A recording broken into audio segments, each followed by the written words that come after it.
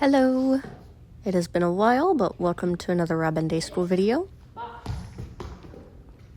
Somehow that worked. I will give you one. We started with put toy in the box. Robin, get it? So I usually start by just rewarding him for sticking his head in the box without the toy present, because I want that to be the thing that is most rewarded, so that he is most likely to do that, especially if he has the toy in his mouth. Come on.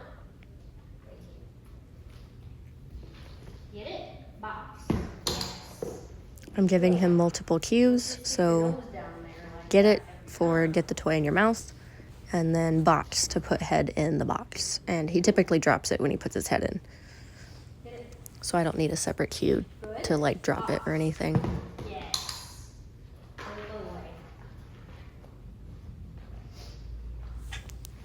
And I also, after I reward for just putting head in the box, I will hand him the ball and have him drop it in a couple times, and then I will set it on the floor and have him get it.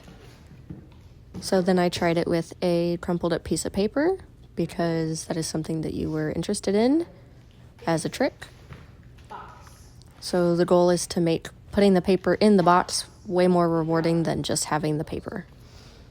So there I rewarded him just for dropping the piece of paper instead of continuing to chew on it.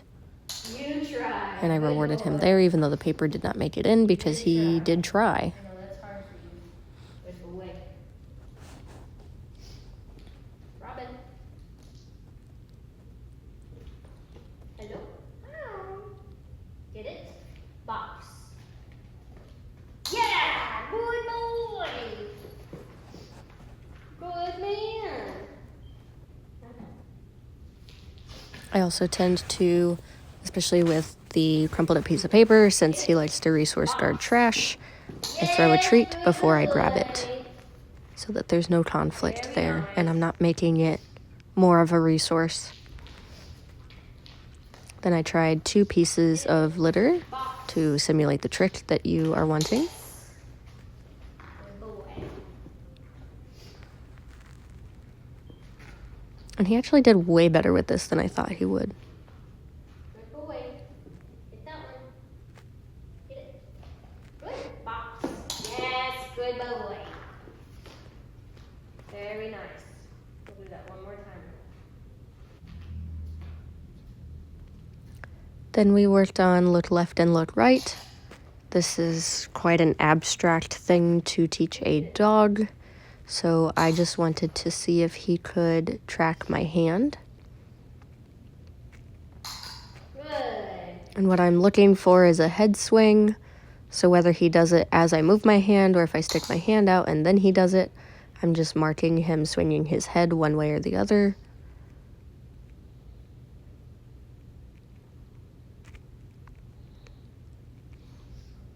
And I want him to make the choice to do it. That's why I wait him out here.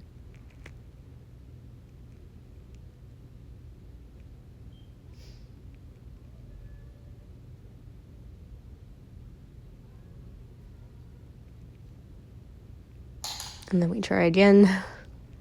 Sometimes you just gotta try again with him.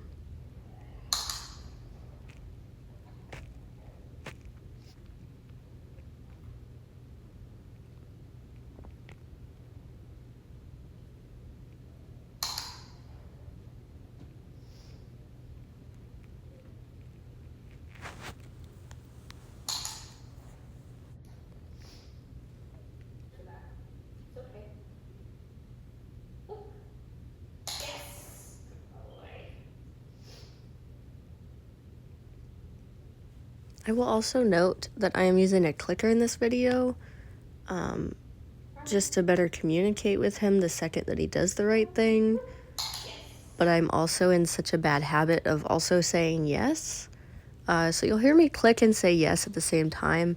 If you're using a clicker, you don't need to mark, otherwise you don't need to say yes. But it's just so ingrained in my brain to say yes. Then we worked on back up, which he was a lot better than he used to be. Oh, come on. No, I'm putting box away. I love that you love love box, but it's too much. Come on, Bubba. So I start with a treat in my hand, Yes. but I'm holding my hand flat and I'm holding the treat with my thumb. And you'll see as soon as I try to do it without a treat, it's way sloppier, and he mouths at my hand a lot. So I work a lot in this session on trying to get him to stop mouthing my hand when it doesn't have the treat in it. But he's way more motivated to actually back up if I have the treat in my hand. So I switch back and forth quite frequently. Good boy. You can always also do this back up onto a step to help give him a target.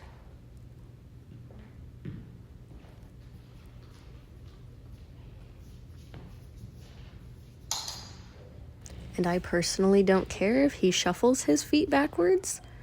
If you do, let me know. Very nice.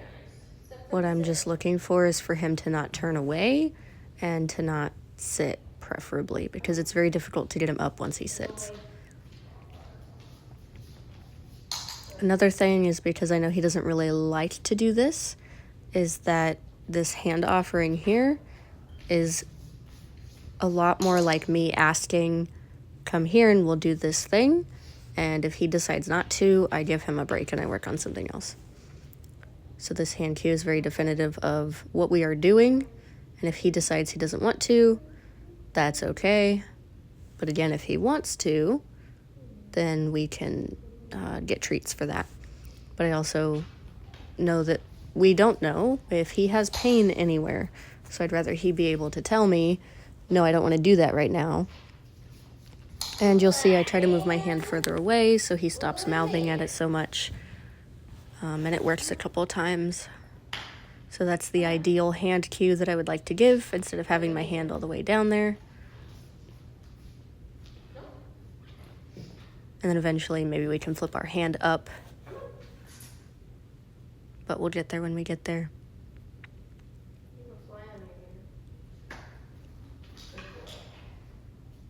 You might also need to reward him for coming to you in between repetitions.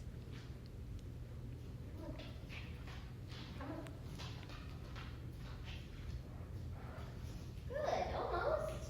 You almost found it. Come here. Come on, Robin. Got nasty treats on my hands. Oh. Ready to scratch you?